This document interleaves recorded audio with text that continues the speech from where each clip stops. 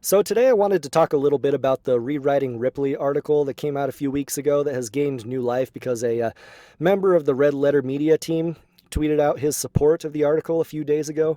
So if you haven't heard of this article, the authors at Rewriting Ripley argued that everybody loved The Last Jedi, with the exception of a small but vocal minority of YouTube content creators who are fueled by racism, sexism, and alt-right philosophy. They argue that people like Gary from Nerdrotic, or Jeremy from Geeks and Gamers, or Jeremy from The Quartering, or Neon and Geeky Sparkles from Clownfish TV are all members of the alt-right and are white supremacists because they critique feminist messages in the media. So for me, this is a little frustrating because I follow politics pretty closely, and the alt-right has a very specific ideology, such as wanting to create an exclusively white utopia where there is no international free trade. Essentially, they want to create Fortress America and exclude all people of color from that nation. So, I mean, if you do not believe in any of these things, then you are not a member of the alt-right. It also doesn't make sense to me that you could argue that hatred for minorities or women fueled the dislike for The Last Jedi, because most of these content creators cited in the article have very positive views of TV shows like The Mandalorian and the movie Rogue One, which are as racially diverse or more racially diverse than The Last Jedi. So we could tell right off the bat that the assumptions of this article are just not true. The authors of the article also don't consider that maybe people who love The Last Jedi are being fueled by their own left-wing political bias.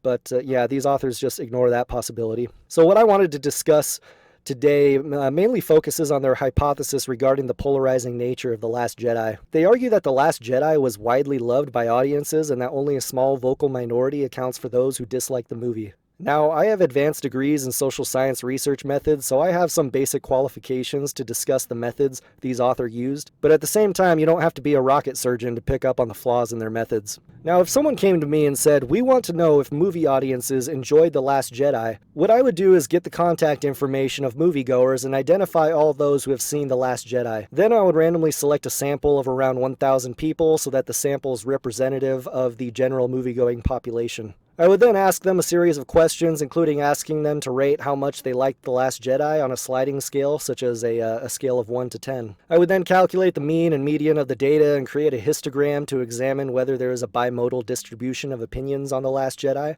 And this would provide some evidence of whether the movie was well received or whether it was polarizing for audiences. The authors of this article, however, did not use this method and instead counted the total number of positive and negative tweets about The Last Jedi and found that positive tweets outnumbered the negative tweets by 2 to 1. They argue that if the film were truly polarizing, then we would expect a 1-to-1 ratio of positive to negative tweets. The methods that they use to categorize positive and negative tweets are a little more sophisticated than I have just described, but at the end of the day, this is what they did, which is just count positive and negative tweets. The problem is that the evidence from the study that they described cannot give us any indication of whether audiences in general like The Last Jedi, because Twitter is not a representative sample. Many moviegoers do not have Twitter accounts, some who do have Twitter accounts don't use them, and some who use Twitter accounts don't post their opinions one way or another on the movies they have seen. There is no doubt that there are likely massive disparities between active Twitter users and the average moviegoer on key demographic variables such as gender, race, education,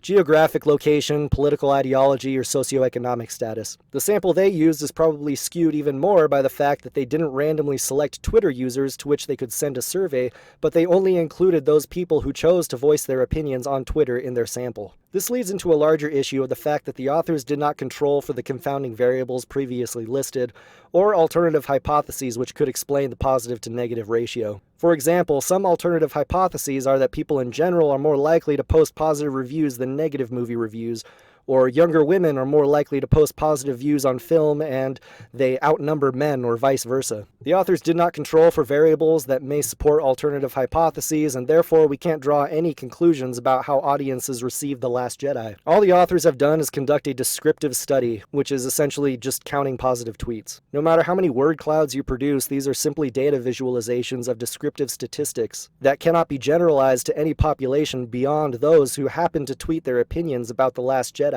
on a single social media platform. So yeah, that's all I wanted to say about that issue. The study that they conducted is extremely flawed. So if you think I'm wrong or I'm an idiot and you want to let me know why, please comment below, and I will catch you next time.